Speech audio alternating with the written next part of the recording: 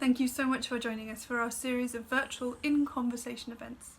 We are incredibly grateful to all of the creatives and artists who shared their time, their wisdom and their experience with us. It's easy to ask in the face of a global pandemic, why do the arts matter? But the truth is that theatre is as old as civilization itself. It's a place where we learn, we explore, and we share our common humanity. It's a pressure valve for society, a safe space in which to explore dangerous ideas. And above all, it's entertaining. At Dark Unicorn Productions, we rely very heavily on the support of our wonderful patrons to continue our work. You can join them and become a patron of the arts yourself by joining our scheme, which starts at just £50 per year to become a rainbow unicorn. Be part of the Dark Unicorn family. Be part of the recovery and the future of theatre. Don't let the lights go out. Become a patron today. Thank you.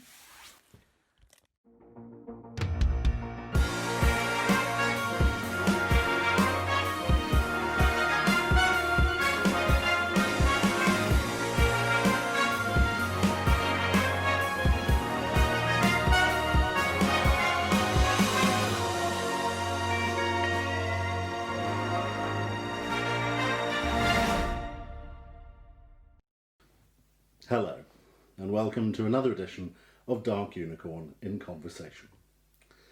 My guest today has been a staple in the worlds of cabaret, musical comedy, theatre, television and film for nigh on 40 years. Though he spent 6 years in the BBC drama department and wrote the screenplay for the now much lauded Merchant Ivory movie Morris, as well as later an amount of The Vicar of Dibley, he is perhaps best known for his gloriously acidic musical comedy, first with Richard Sisson as Kit and the Widow, now with James McConnel, as well as his decade-long association with the Yvonne Arnaud Theatre in Guildford and their annual pantomime. Whether it be his acclaimed support for the late Joan Rivers on tour, or his and McConnell's latest body of work, skewering COVID-19, sending up Nando's, or discussing how to navigate woke culture, his hallmark has always been acceptance by the very establishment or reactionary audiences that he is genially filleting in his work.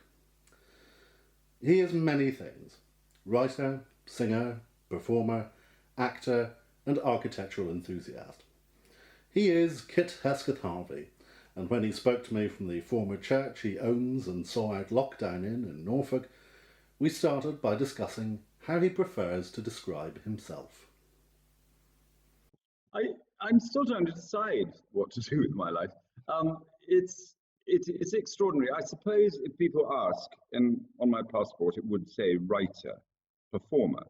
But I think if I have a niche, it's where words and music meet. My university I was a choral scholar, but I was also an English exhibitioning person. And I've always been fascinated because I had a very thorough musical grounding as a cathedral chorister, in the way that words enhance music and vice versa. And so virtually everything I have done has been in that nexus. But there's no way to describe that. I can't call myself a lyricist, really. Librettist, possibly. I'm certainly not an actor. That's one thing I'm not. I can't do acting without music. But the writing sort of goes over into screenwriting occasionally. And pantomime villain, that's the other thing. I love doing panto. And this will be, we hope, my 10th year as the villain at Guildford. And it's Robin Hood. So, of course, I'm the Sheriff of Nottingham. And I was suggesting to the artistic director, bless her, Joanna Reid, who's tearing her hair out, wondering how on earth she's going to keep her theatre open. Why don't we do it outside, in the woods, in Sherwood Forest, have a winter pantomime with lots of braziers, and I can enter on horseback, which I haven't done for ages. I was involved in a festival in Barbados for 10 years, the Holders Festival, and I had to play the third lord in Twelfth Night, who has one line: "Will you go hunt, my lord?" And I thought, how can I build my parts? And it was an open-air theatre. And the house where we performed it had very, very good polo horses. So I thought, this is how to do it. So I put on a big old blouse and entered at gallop onto this stage, reared into the lights. Will you go on, my lord? And yeah, entrance round. It worked. But, I think the Sheriff of Nottingham arriving on horseback in the dark with flambeau would be fantastic, wouldn't it? Absolutely, absolutely. It's I always feel that with performers there is so much more being born rather than made with it. So it's you know, because you sort of see things differently and you perform, you know, you think performatively. And I suppose rather than asking when did you decide to be a performer, I'd prefer to ask when did you realise you were a performer? It was kind of thrust upon me. It just sort of happened. It was the only thing I could do. I think, you know, again, as a chorister, you're on show. And this was Canterbury, so, you know, it's quite a good show, quite a good set, fabulous frogs. And we had to do a service 8 times a week. So you got to learn all the great music. You got to learn a lot about architecture and Latin and weird little, you know, how to address an archimandrite. And those sort of useless bits of information proved in the event terribly useful. To entertain my fellow choristers, I, during the boring sermons, would rewrite the lyrics of the final hymn scurrilously, and try and get through, try and see if they could get through it without corpsing. But and again, you know, I went to Tunbridge, which was still is, ferociously muscular public school that only cares about cricket and rugger. And I was rubbish at both. So I thought, well, you know, I'll swim against the stream rather than with it. And I've kind of been doing that ever since. But I had a peripatetic childhood. My father was a diplomat. So I've always had a restlessness, which means my boredom threshold is terribly low. And I will go on to the next thing as soon as I can. Do you just mentioned actually about your father being a diplomat because you were born in what's now Malawi? Yeah. Did you? How long were you there for? Well, I was sent over to school, but they came back at independence. My dad's job was to make sure that Nyasaland, as it was then called, was handed over peacefully, without bloodshed, without a revolution, with enough of a legislature and a judiciary and a government structure of native Nyasaland Africans capable of running it smoothly. And bless him, he achieved it. There wasn't a revolution, there wasn't too much bloodshed. And although it remains one of the poorest countries on earth and is now almost entirely owned by the Chinese, they are the most wonderful, wonderful people. And growing up with them was incredibly instructive of human values, of kindness, of the environment, of a world that wasn't home, as we call it in inverted commas. And I hope that has informed what I've written. My politics, you know, despite my horrible imperialist past, are entirely liberal. And I think we have to be terribly careful, particularly in the crisis that we're going through at the moment, what happens to countries like Malawi. They're having a really hideous time of it, with very little to support them. And culturally, did you take much from the sort of local cultures that you were experiencing, or was it a fairly colonial childhood? Well, it was colonial in respect that the only 3 records we had, LPs that had made it out there, and to which we listened on the veranda, you know, with the sundowners in hand, were Flanders and Swan, whose piano I've just inherited. It's over there. The Julian Slade's Salad Days, which taught me about melody. Flanders and Swan taught me about lyric writing, I think, and humour, because Flanders was such a great lyricist. And O'Noel Coward. And so for the first 8 years of my life, that was it musically, from the West, from Europe. However, all around us, there were the African rhythms, the dancing, the amazing sort of Victorian harmonies those incredibly subtle rhythms that went over with the slave trade to the Caribbean. And so I've always been very fond of Latin music, as it's finally become.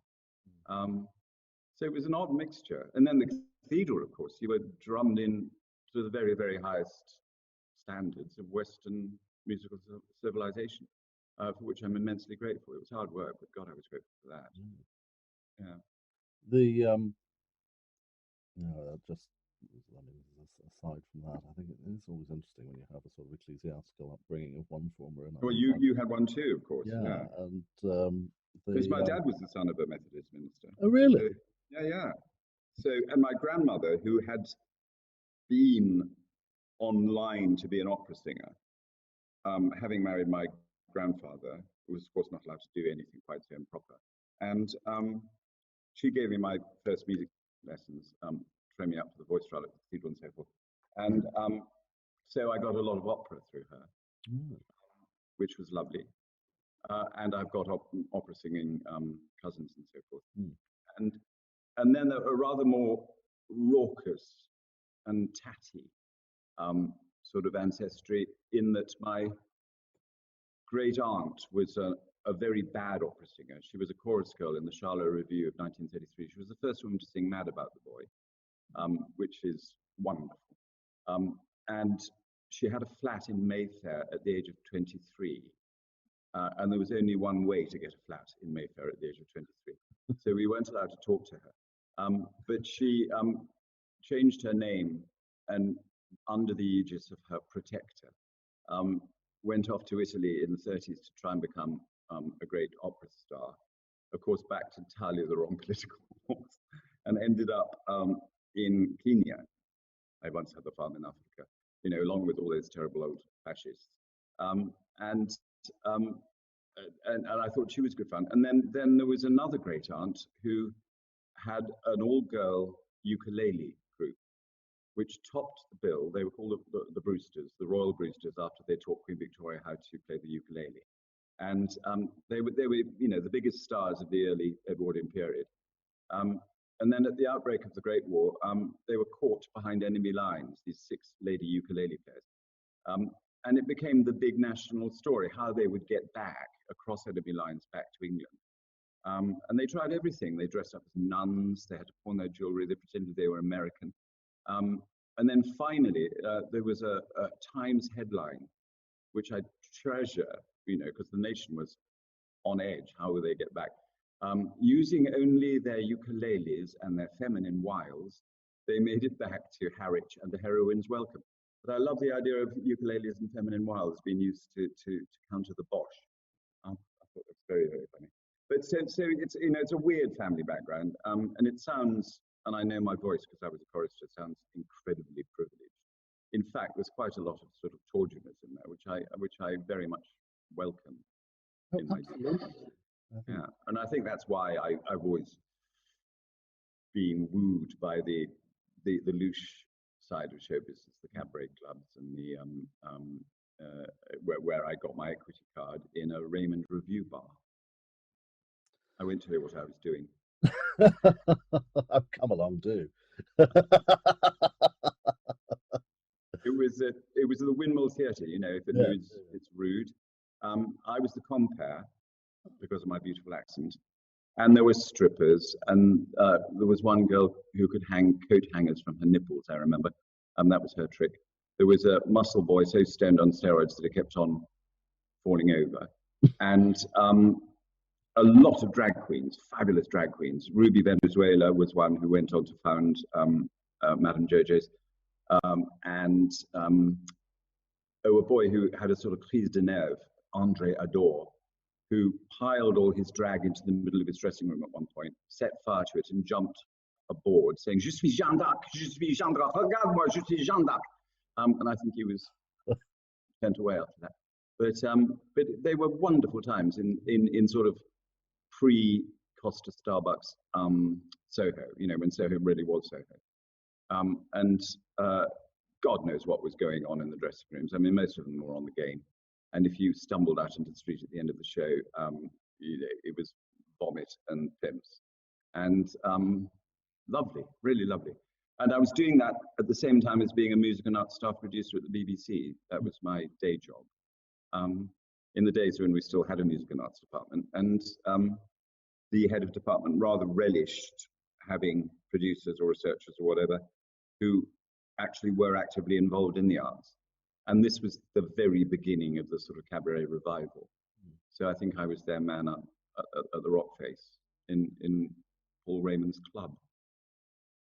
Which I think now the last of them has now received a sort of bit of a revival as a slightly arty theatre now. I see this. Yes, thank God, because poor old Paul, who I adored and we owed a great debt to, and you know, Paul was reviled as a pornographer. I mean, actually, his pornography was pretty tame stuff compared to what we got now.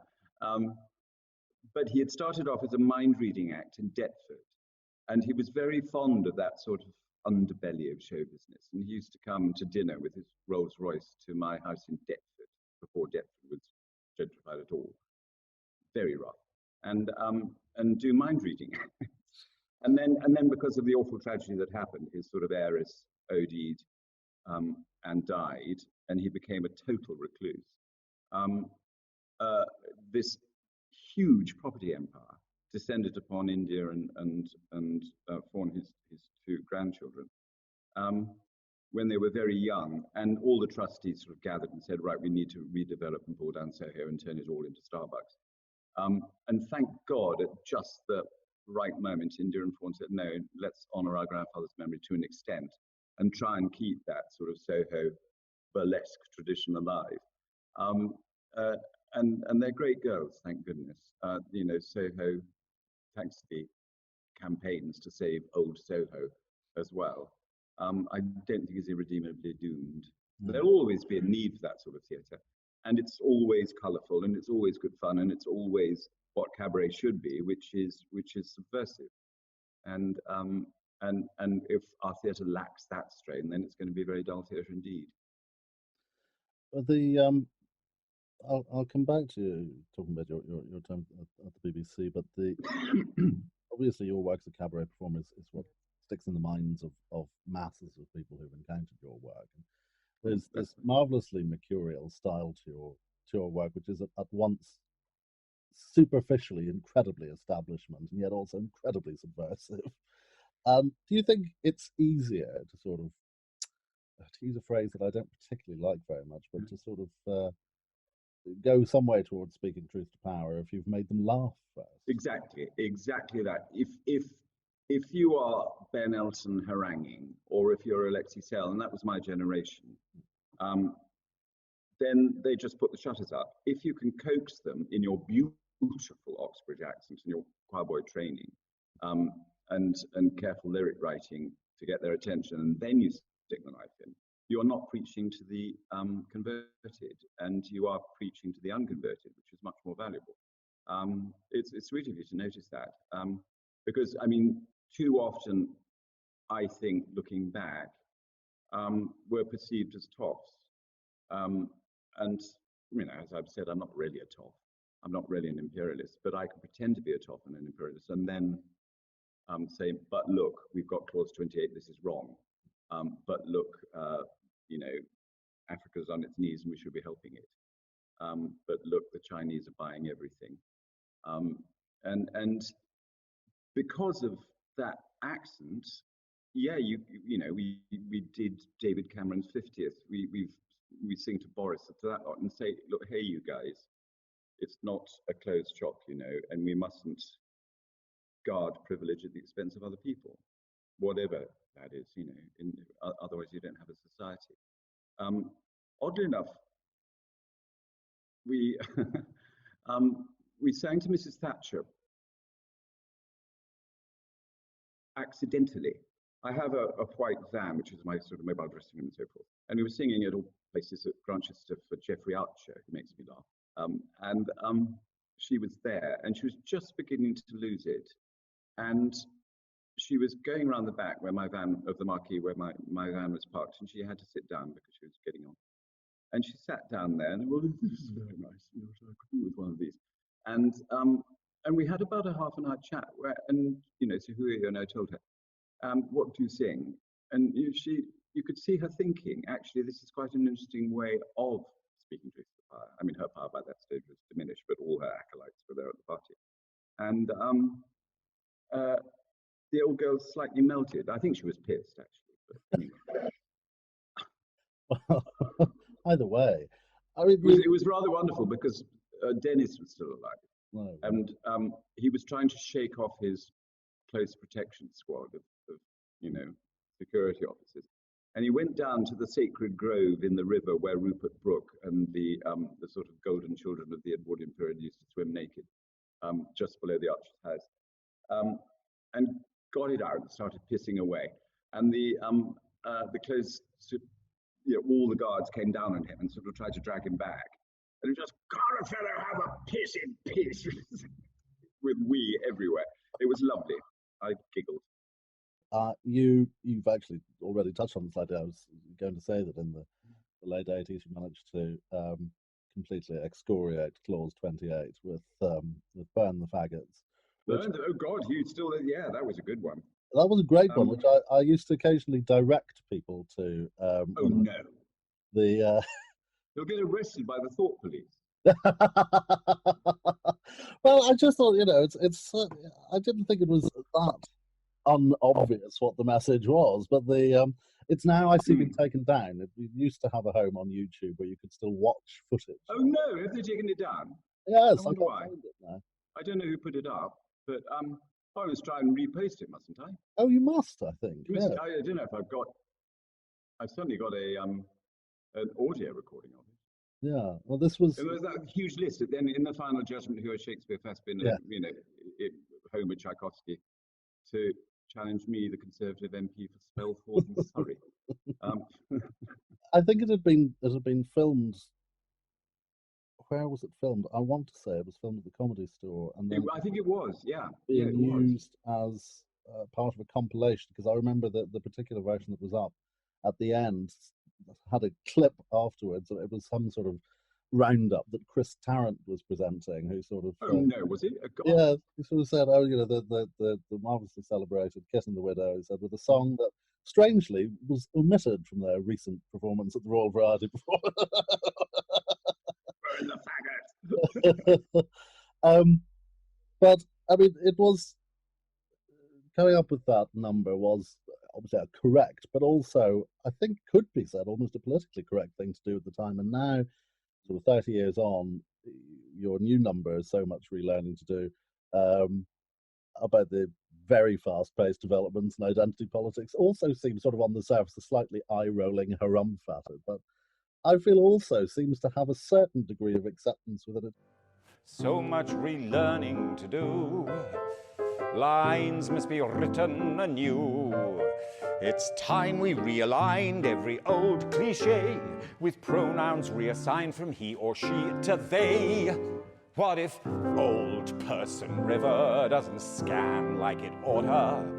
Doe, a deer, means female deer. Raise not a drop of golden daughter. But white male privilege corrupts every song, and J.K. Rowling is wrong. Do you think humour's changed in those 30 years, making it harder to be sardonic? It's become impossible. It really has become impossible, and I'm certainly not the first, comic performer to say so. Because humour has to offend by definition. And if you've got an audience which is going to take offence that easily and then crucify you on Twitter and kill your career, then you can't be funny. We did a song at Edinburgh 2 years ago, Nothing's Allowed to Be Funny Anymore. It started with Goodbye Dear Les Dawson and Your Darling Mother-in-Law. And then we told a Les Dawson joke. My mother-in-law has been coming to us for Christmas for the last 20 years. Sooner or later, we're going to have to let her in. And then, of course, the audience laughs, and they think, oh, no, we're not supposed to laugh. And you can actually see it in the audience, that this sort of censorship that's come slamming down. We have a song about Trump's building of the wall across the border from Mexico. The the comedy of which, and the political point, is it's actually the Mexicans building a wall against Trump to keep unsavory Trumpists out of Mexico, which I thought, was a neat little turn and politically correct. And I was castigated because I'd used mariachi music to set it to, which was cultural appropriation. And I thought, how on earth do you win? You're trying to make what I've always done, musically informed, hopefully articulate political points of a liberal nature. But these elephant traps everywhere. I don't know what the answer is. I think, thank God, that the kickback is happening. And so much relearning to do seems to be a way of saying, okay, we do have to relearn how we treat women. We do have to learn what boundaries are and that sort of thing. But at the same time, we've lost so much because of that it's to do with song lyrics, that old woman river doesn't scan like it ought to. And, or old person river, sorry. There's somebody I'm longing to see. I hope that they turn out to be someone to watch over me. And the rhyme scheme stuffed because you can't say she anymore. And we're fighting with both hands tied behind our backs. And since we are hopefully on the side of the good people, it's foolish, I think, of the overwoke to ignore at what cost they are imposing their cultural censorship on us. I think what you're trying to do with that number, it's not as though you're pulling a complete sort of Lawrence Fox tantrum. No, I'm just saying there is a lot of relearning to do, and it's tough on us old showbiz lovies who think these songs are actually rather nice, but because they happen to be addressing a binary gender, are now being banned. And we did an online concert the other day because we have the Flanders and Swan piano. James kicks into Have Some Madeira, Madeira, which is a fabulous song. Wonderful. And clearly is a piss take of Victorian villain sort of. I mean, in no way are you on his side at all. And it's staggeringly good lyric writing. But we're not allowed to sing it anymore because, Has the estate actually weighed in on that?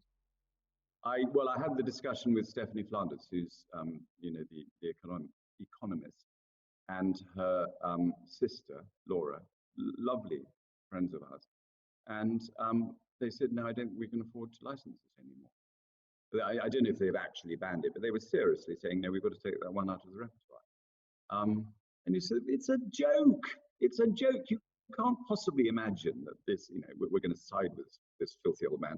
And it's a piss take of a Victorian melodrama, the whole thing, you can tell.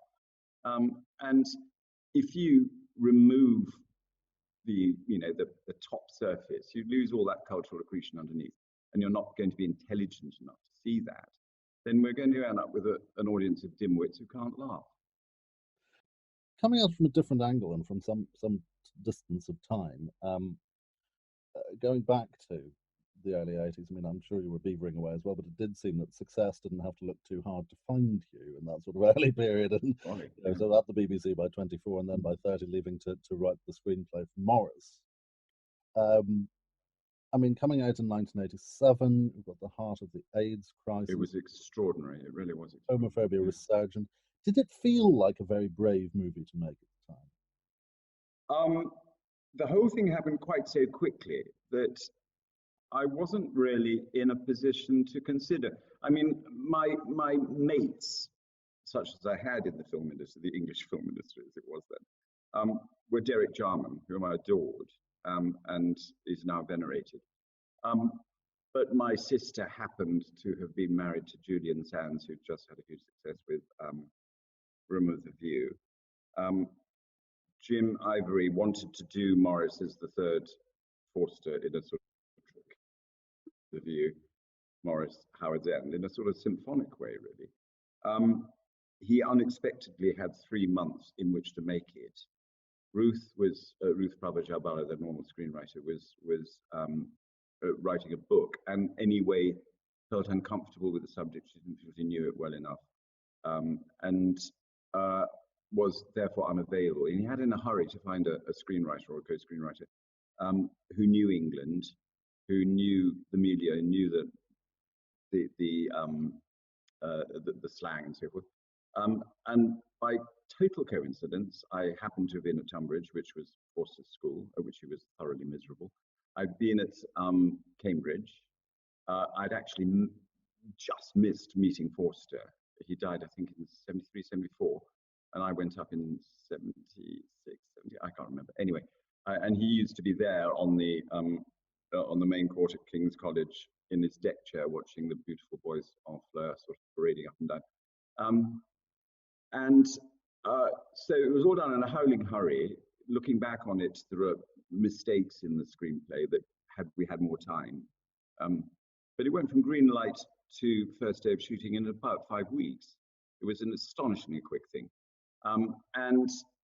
The three lead actors had to be young, in their early 20s, so they wouldn't have been famous.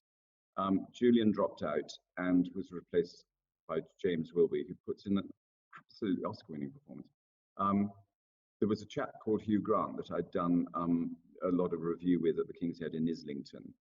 And so when they were casting Clive, Jim said, do you know anybody who could play Clive? Apparently I wasn't in the frame for Clive. Thank God I wasn't. And I said, well, this guy, Hugh Grant, he'll make us laugh. We ought to have him, and he's very pretty. So ergo Hugh Grant. And then Rupert Graves, who came through a more conventionally channeled casting agent, and was so beautiful that he kind of sends the antenna out too early in the movie. He's meant to be just sort of this little character floating around in the background, and then very gradually he comes to the fore of the story. But Rupert was so striking that even if he was eating a sandwich in the back of a picnic, your eye was instantly drawn to him. And they put in the most astonishing piece of acting, I think, all of them. I still think it's the best thing that Hugh's done. And we all went off to Venice, where it was premiered at the film festival. The Italians adored it. We had a sort of 15-minute standing ovation, bowing graciously. And the Japanese adored it because all the Japanese schoolgirls fell in love with Hugh. And it did very well in America. It ran for a year in Paris. In England, where we, as you say, were going through the AIDS crisis, where I think 3 of the guys who worked on Morris died in that epidemic. And Clause 28 was happening. There was this rampant homophobia. So I was just too caught up into the turmoil of, my first movie and the movie set and, the whole sort of dizziness of it all, that I hadn't quite realized what outside the little bubble of the film crew we were doing. And to me, it was just another very good Forster novel to be adapted for the screen. But no, it didn't do well in this country until it was re-released a couple of years back. And now you go on the net and, it's everywhere. And Jim, bless him, is still alive. I was talking to him this morning. Holed up in his lockdown, which is a particularly beautiful Greek revival mansion in upstate New York, smiling and sweating it out. And now I think, because of its historical context, because it's now a piece of film history, because it was the first gay story ever to have a happy ending, and because it's shot astonishingly by the cameraman Pierre Lhomme, people are realizing that 20 years before Brokeback Mountain, which was, the great gay movie, there was this movie called Morris. And I think people are waking up to that now. But, it's got this incredibly telling line, which Ben Kingsley delivers in the movie. England has always been disinclined to accept human nature. And aren't we seeing it now with the lockdown rules? I mean, how on earth does the government expect an entire generation of non-vulnerable people not to have sex for a year? It's bonkers. I mean, it's bonkers. Of course, it should have been the other way around. We just isolate the oldies and let the rest of us get on with it. Oldies? No, I'm an oldie. Sorry, I'm isolating. I'm isolating because I'm looking after my 90-year-old father in the next village, who is, vulnerable. And even he, the other day, said, look, you can come out from your monastic seclusion. I'm 92. I'm on borrowed time anyway. I don't wish to see an entire generation spoiled on my account, which I'm going to cry at. But that seemed to be the sign. Okay, let us all get on with it and see what happens. And of course, old people are going to suffer, and it's going to be horrible. But at least we won't cripple emotionally and psychologically and sexually an entire generation by expecting them to wank for a year. I mean, it's just bonkers. But anyway, yeah, I'm very, very pleased that Jim, who's the last of the triumvirate, because Ismail, of course, the producer, died a long while back, is alive to get the Oscar for the screenplay of Call Me By Your Name, which again has had a huge success. But it's an Oscar that resonates back to Morris, and the two films are absolutely bookends. They're extraordinary when you compare them. Yeah,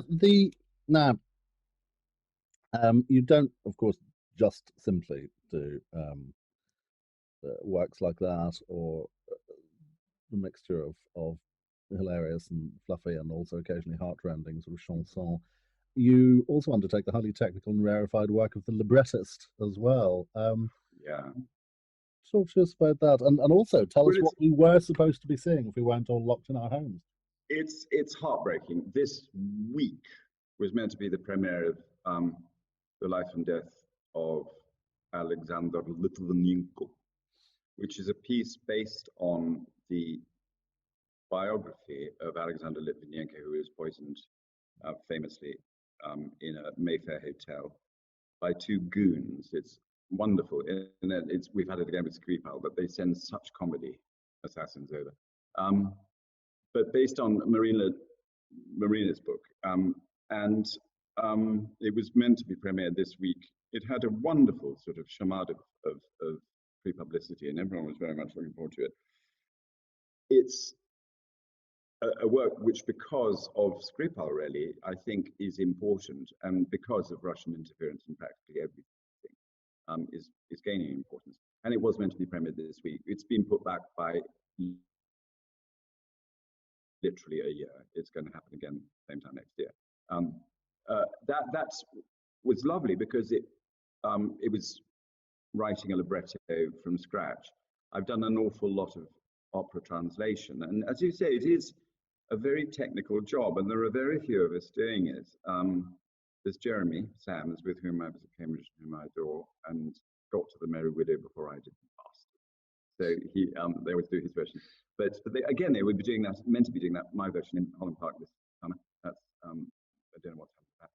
And there's Jeremy, there's me, and there's Amanda Holden, who everyone thinks is the Strictly X Factor Come Dancing panelist hostess, but is another Amanda Holden, who she does very good work on the more serious stuff, the sort of the heavy Verdis and the Wagners. And there are very few of us doing it because it does require a particular skill set. You need to have been a singer, so you don't give your soprano an U vowel on a top E because you constricts the straight. You need to have a certain facility with linguistics and translation, although I always profess I speak these languages better than I do. And you have to have a sense of drama and theatre and performance and how to structure a piece as a play so that the words matter. You have to write to certain singers occasionally who are good at some things and not at others. And you have to be the whipping boy an awful lot. But it's been a great treat, and I've worked really for, I think, all our opera houses now. I did what the King's Lynn News called the Battered Bride in a fabulous typo for the Royal Opera. I've done stuff at the Eno until the Great Kismet debacle, which wasn't my fault. And a lot for the Opera North Scottish Opera. Scottish Opera had good fun slapping Jeremy around the face with my version of the Magic Flute, which Tom Allen took up, bless him, and has had a wonderful success. And I'm working at present, thank God, because I can't perform in public, on a couple more, a project with Indian music, which I can't really talk about too much, but is going to be interesting. It's Indian music in a sort of Monteverdean period. I mean, it's set in a Monteverdean period, i.e. the early 17th century, and it's about the building of the Taj Mahal, but with sitar music and Indian classical raga and all that sort of stuff. And I'm doing something more light for Buxton called Viva la Diva, which is a little-known Rossini piece and is hilarious. And I've even pretended that I understand Dutch, and have translated a thing based on Charlie's Aunt, which has been a rampant success in Holland, which is actually very, very funny, but it's very P.G. Wodehouse period, sort of me and my girl lyric writing, which I've stuffed with internal rhymes because Stephen Sondheim told me to. And all those lovely, jagged, sort of Charleston-y, foxtrotty rhythms are such fun to write internal rhymes with. But I don't know what's happening to that. I'm going to go out in the Van Blanc in my white van in a couple of weeks' time to the south of France for a script conference on a ferry. That'll be exciting, won't it? Isolated in my ferry bubble, in my Ford tranny. We're hoping that it'll workshop in sort of winter of this year, and we'll get it on next year sometime. But it's a lovely job to have that skill set for, because you've kind of got an almost monopoly on it. So you're not too worried about the future. But I'm cross about Lipton because it's damn good. I can say that because I'm only the words main. But Stephen Metcalf is a brilliant opera director directing it, and this guy Anthony Bolton composing what Sondheim calls squeaky gate music, but terribly effective, and it's such a chilling story and a heartbreaking story. We had the first playthrough before lockdown, and I purposely hadn't met Marina because I thought I don't want her to influence my characterization of a figure who should work on her own account on stage. I want mine to, have dramatic integrity. And so the first time I'd actually met her, she was sitting all on her own at the end of the row, rather like Meghan Markle at Wimbledon, not within you. And just watching the tears slowly rolling down her cheeks. And I thought, thank God she likes it. And we're now firm friends. But what a woman and what a story. That's a hell of a story, and that will, as you say, be rescheduled for a year's time. A year's time. I think we just cancelled 2020, and just have a year out. Why not? It's quite interesting living as a monk in a church, because you kind of poverty, chastity, obedience. You kind of see what it was all about, and there were an awful lot of monks for an awful long time. And we owe an awful lot in Western civilization to monks. And since I started off living in a cathedral, I might as well wind up. Absolutely. My days.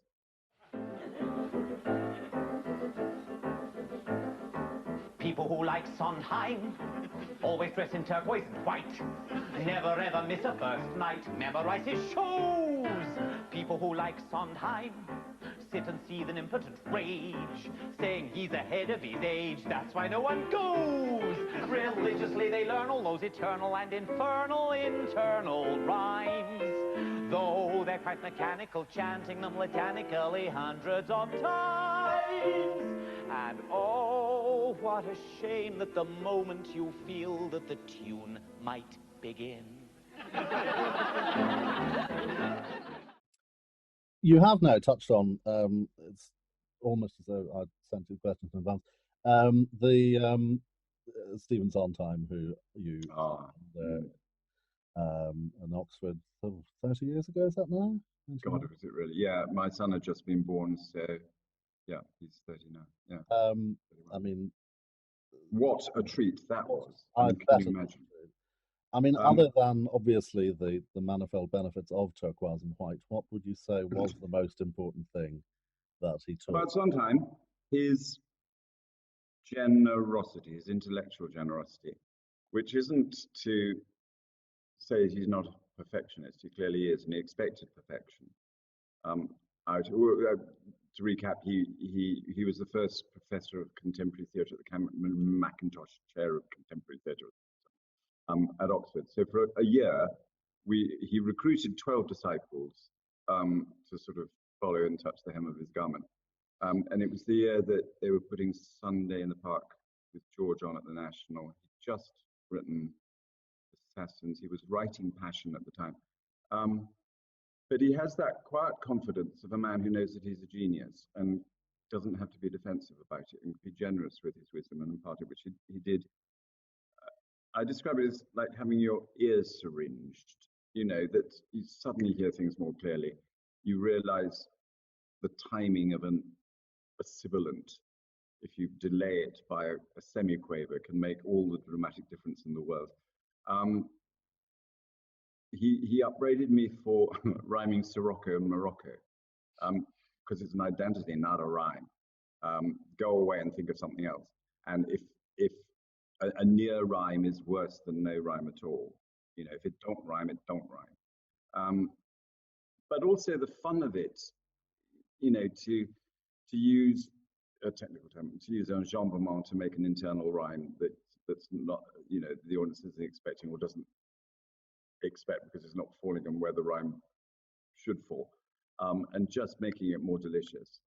And his felicity with that is astonishing. I think very occasionally he's beguiled by it, and there are rather more rhymes than you need, and rather more lines than you need, because there are wonderful rhymes. But what a grand man. It breaks my heart. He was meant to be coming over to have the Stephen Sondheim Theatre named for him, and to celebrate his 90th. And all us 12 disciples were meant to be having dinner with him in a little sort of upper room, and crying gently into our pastor over our careers not being as glittering and distinguished as his. And he had to abandon it. But we had a Zoom dinner party. And it was terribly moving. At the end, he was crying and saying, "You are my children, you are my children." I said, "God, if only." But we all benefited vastly from the experience. And I think the little flames he lit in our 12 little hearts are still bravely burning away, you know, a bit sort of haphazardly, because theatre is a very haphazard business. But no, it was his generosity of wisdom, I think. I remember certainly studying his work as well as just enjoying it. And initially finding myself frustrated at how difficult it can be to sometimes access, you know, what's within it, until I saw him being interviewed, where he said, well, it's because he said, the first thing I do, he said, musically is I write the landscape. And I suddenly realized, yes, that's what it is. That's, you know, all this sort of slight sniffiness that there was at a point about, oh, well, you know, he can't write a decent tune. And yet, actually, you know, but he does paint beautiful pictures. He paints beautiful pictures. And then when they come together, like the Act 1 finale of Sunday in the Park with George, you are blown away by very great art, the sort of art that makes you realize that mankind is an astonishing thing. And it takes a big genius to do that and pull it off. It's funny because we acquired a certain amount of notoriety with the song about Andrew Lloyd Webber and the sort of the implied rivalry between the two of them. And Andrew, who I think, you know, he's a brilliant impresario, a wonderful melodist, and when he's on form can, you know, write a tune that gets you viscerally on the first level. Sondheim's harmonies are more subtle, so they take a while to sort of soak in and acquire meaning. Andrew wasn't pleased with his song, but we did one about Stephen, which he was so thrilled by. Just in the moment you feel that the tune might begin. And he's got a copy of it in his bathroom mirror, apparently.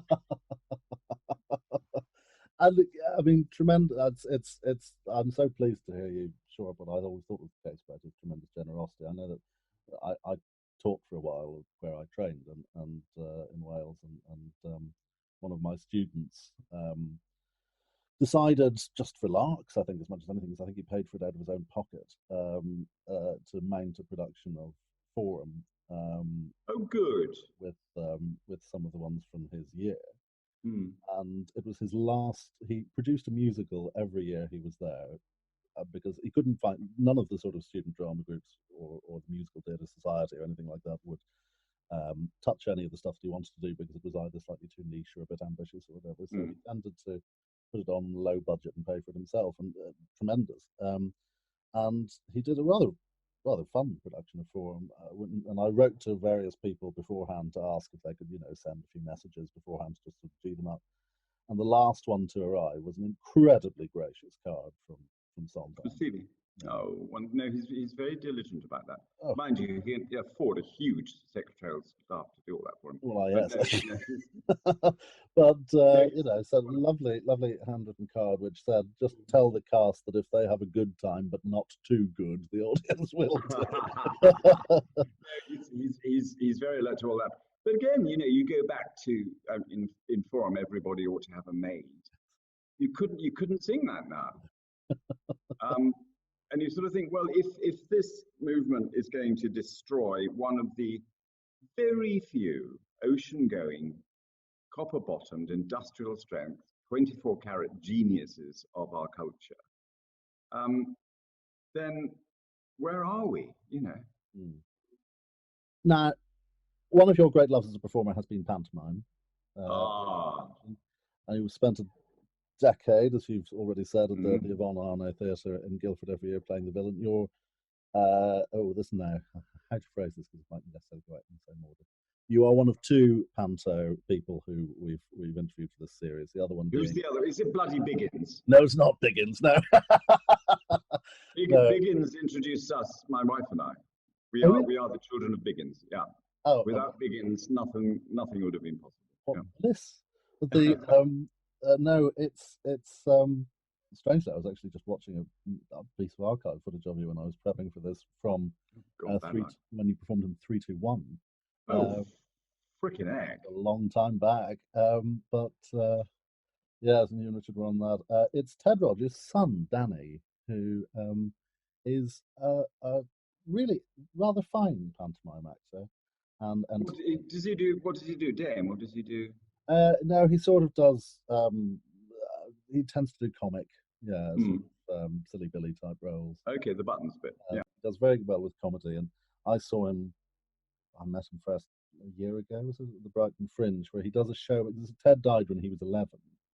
Did he? Because it's a long time since Ted's been around. Yeah. Yeah, he died in 2001. Danny was 11. It was the second marriage. He was the younger child, and because his mother, before he was born, had a horse riding accident and sustained a head injury which induced schizophrenia. Within a week of the funeral, the child that had sort of been born into great sort of luxury and show business was in care. And, no! Why didn't we hear about that? Well, we will do now. Well, there was a neighbour, I think, who took care of them and eventually managed to arrange it so that he was always close to where his mother was, and she's now in a nursing home, but and got money together to send him off to boarding school so that he had a certain amount of stability. And he has written the most wonderful, very sweet show about his journey of discovery about his father, called Been and Gone. He's wonderful, wonderful man. Oh, well, I'll certainly look out for that. Yeah, How astonishing, because that's happened twice to me. Stephanie Flanders, who we talked about, was only 4, I think, when her father died, and is constantly asking, what was Dad like? Why was he great? Blah blah blah. And she knows I got this piano. I might leave it back to her if she's good.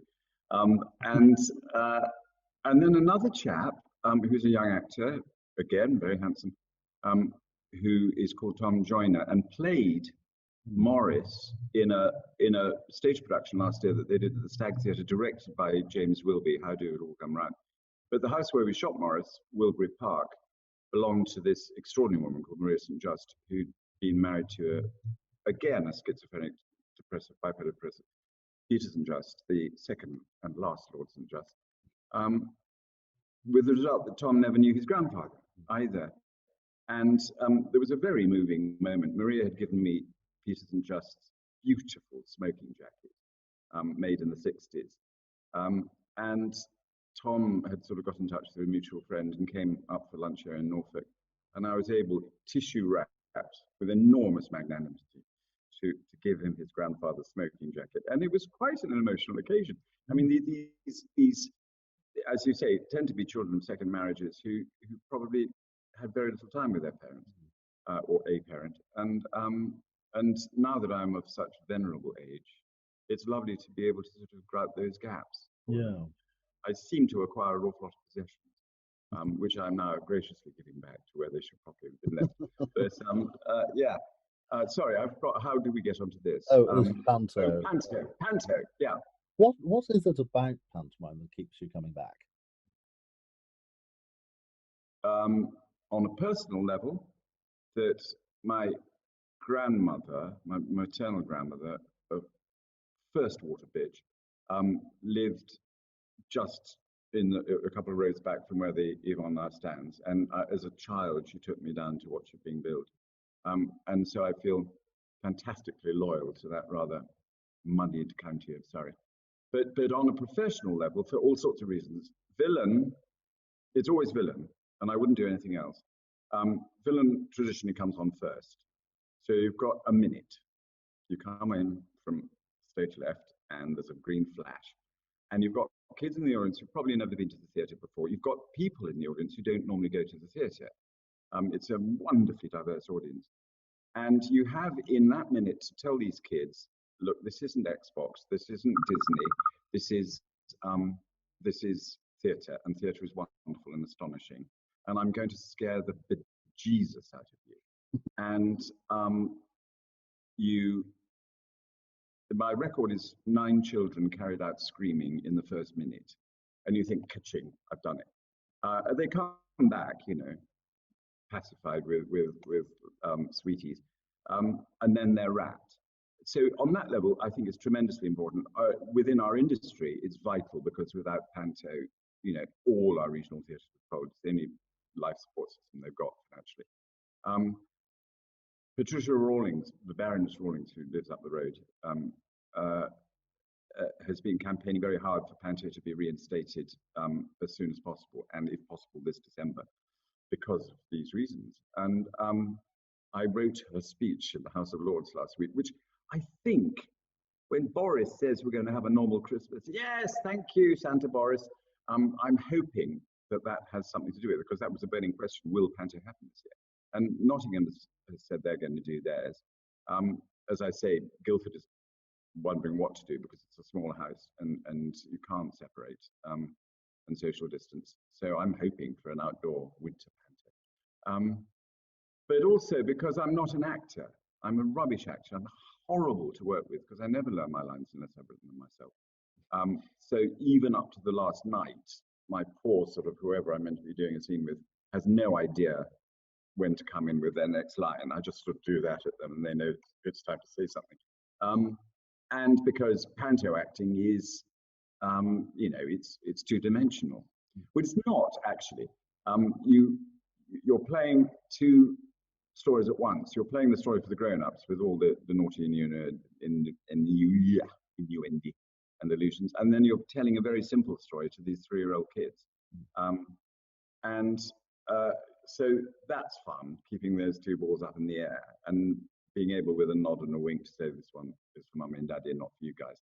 And then we have one astonishing performance which breaks my heart and is the reason I do Panto, which is called the relaxed performance, and that's for kids who have special needs or autism or whatever. And there we temper it a bit, and the house lights are kept up. I'm not quite so it's slightly less frightening. And it's not just the kids themselves who respond, because it's a simple story, you know, agog to what's going on. but it's their families, their siblings, the mums and dads and the brothers and sisters who can't normally go out to a theatre because, you know, little whoever will scream and yell or need to be carried out. And it's just that coming together of those families, which is intensely moving. And it's a wonderful, wonderful privilege to do that matinee. I think Panto, because we've all been children, is so crucial to our psyche.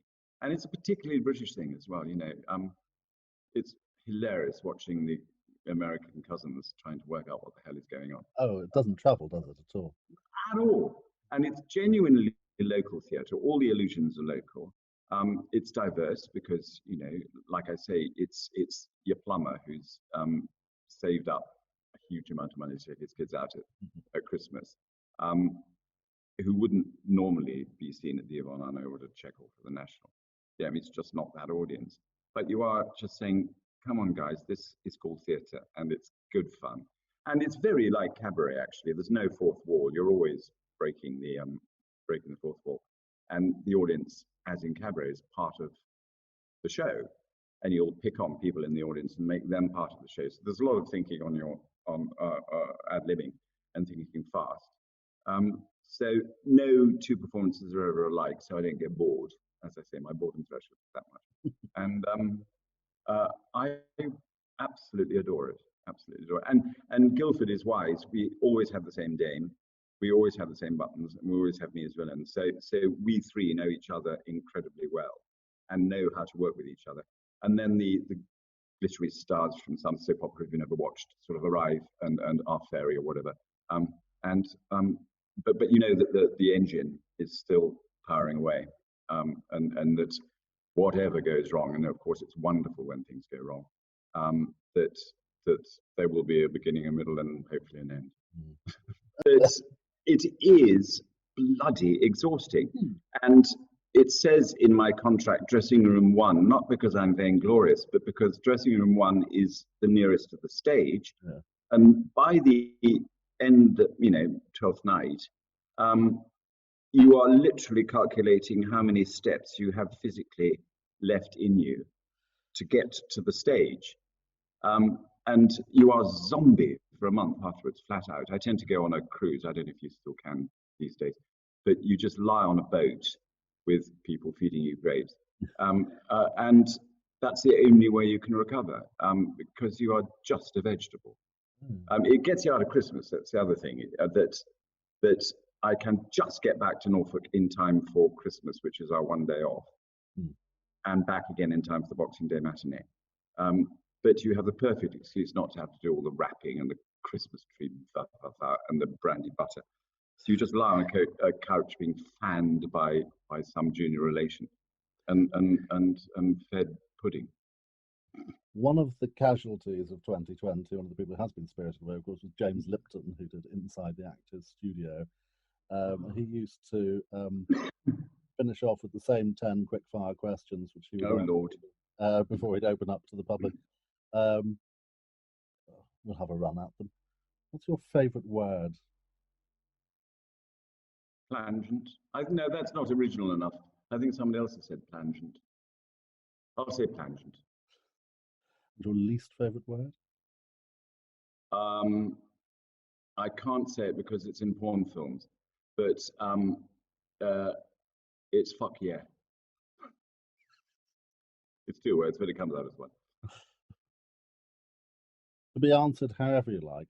What turns you on? Art. Oh God, that sounds awful. It's so Woman's Weekly.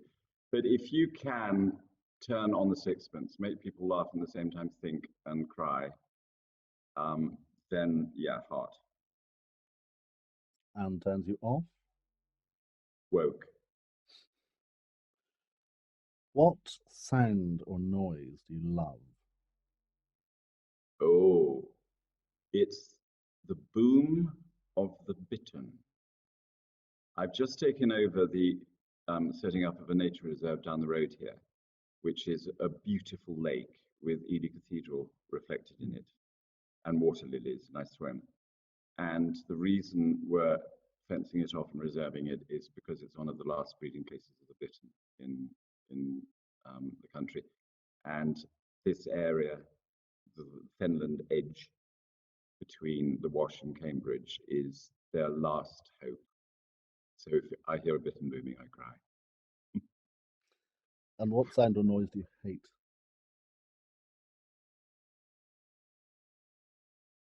Oh God.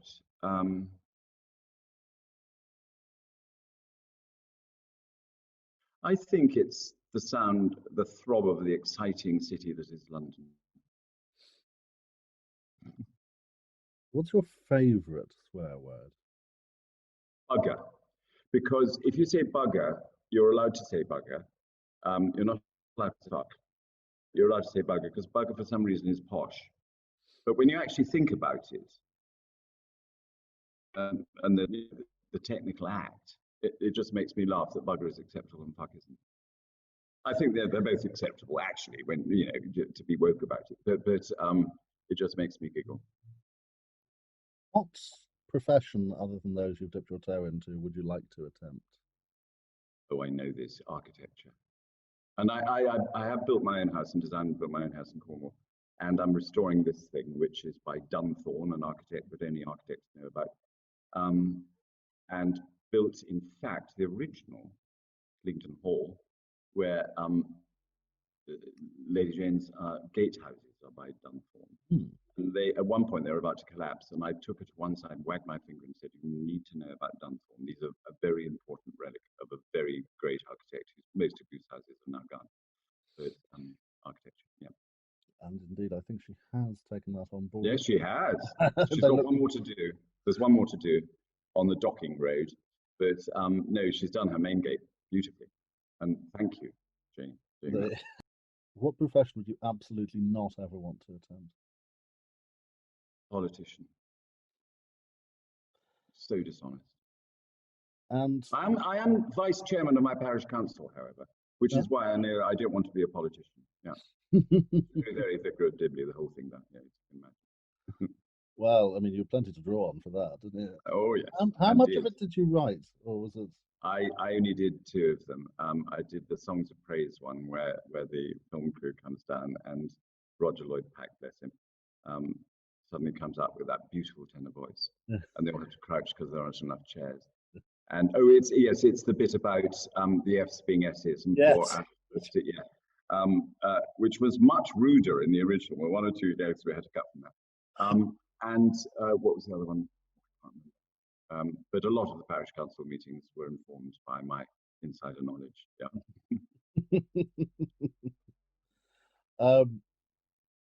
If heaven exists, what would you like to hear said to you on arrival? How much vermouth do you like in your martini?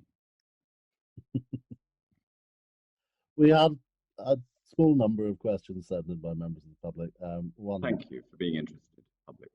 The first of which just came from somebody who marked themselves down as a Guildford fan. What is your favourite Panto villain to play? Well, do you know what? It was last year, because I'm always a bloke. I've done Ugly Sister once, but you know, that's bloke really. But I had to be, oh, what's her name? Hey, what was it? Sorry, I get the Angela Jolie, Maleficent. In what Panto? I'm sorry, my brain's. Was it Sleeping Beauty?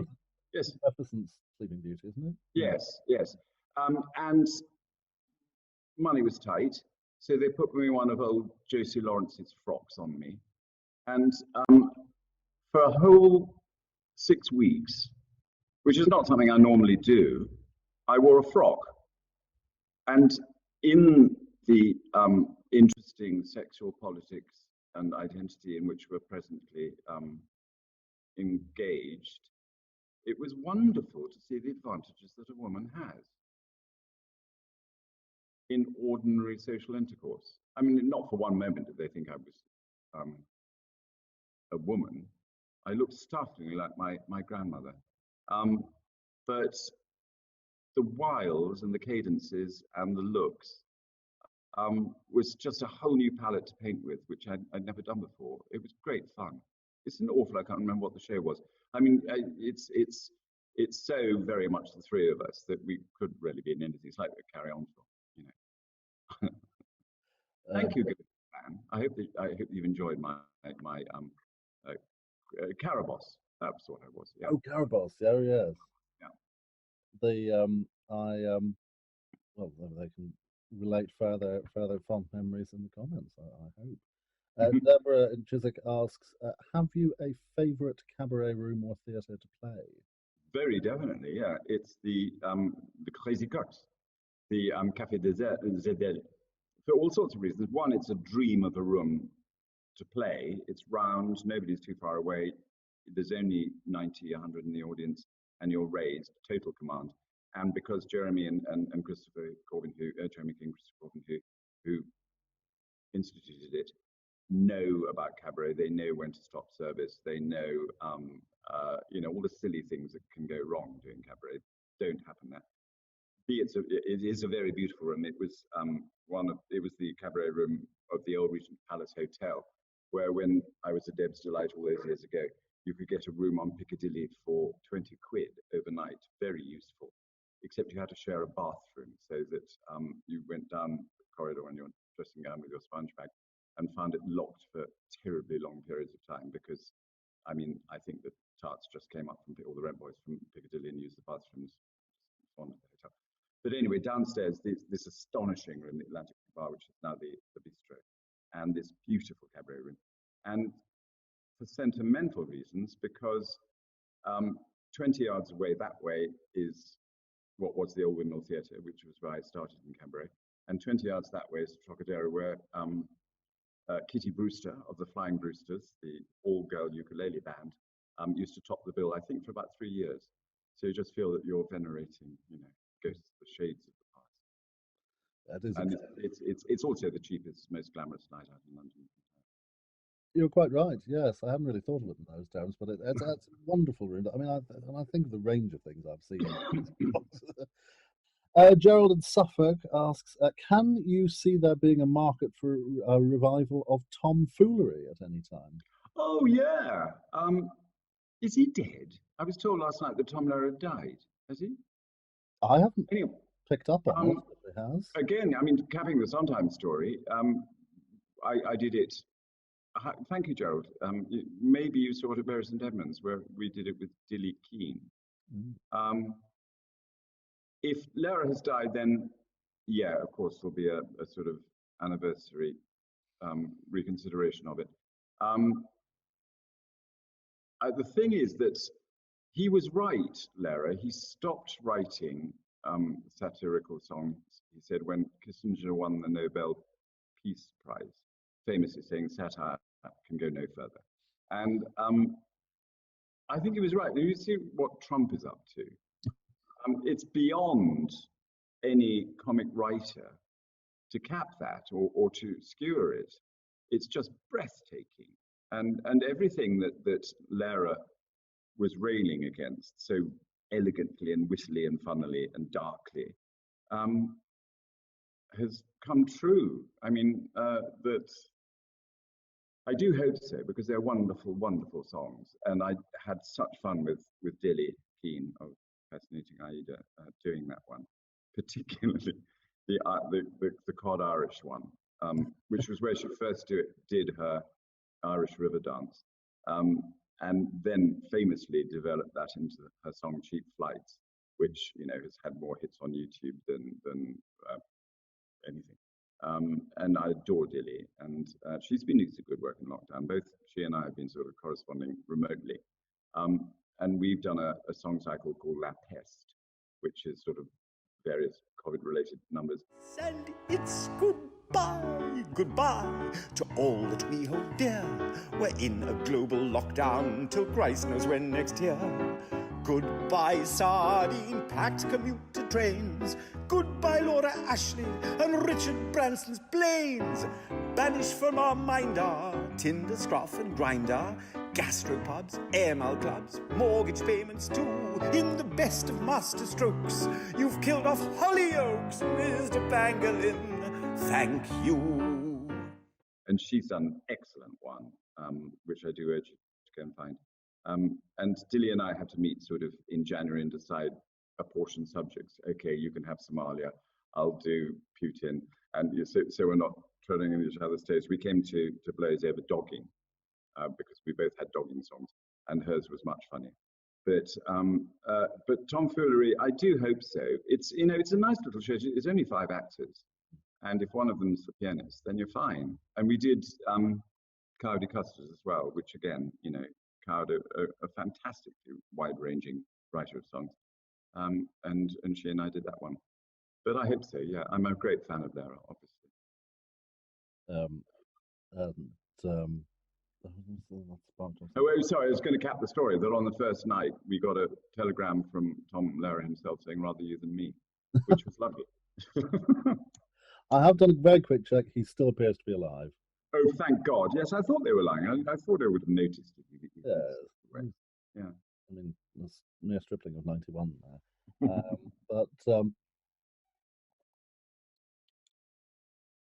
Millie from Birmingham asks, are you desperately missing Edinburgh at this time of year? Yeah, yes. It's anger, really, because this would have been my 42nd consecutive Edinburgh festival, unbroken. I mean, I so deserve the freedom of the city and they haven't given it to me. I'm going to go to Glasgow. But no, I adore Scotland. It's been very interesting in the last 10 years with the SNP revival, pitching it to the audience. When we started as tiny, very pretty little boys way back when, it was acceptable to be English. And it was acceptable in the terms that we've talked about to send up the English in our very English way. Now, there's only mistrust. And it makes it very difficult to do the irony to the audience. And we have a song called Just Go, Say Goodbye to Britain, which is wronged England, sort of dismissing a discarded lover who wants to move on in the terms of Scotland as a sort of rather melodramatic woman waiting by the embers for her lover to return, and he hasn't come back that night. When we first did it, it was just go, say goodbye to Britain as I wave the hand that fed you and you've bitten. And people hooted with laughter. Now they don't.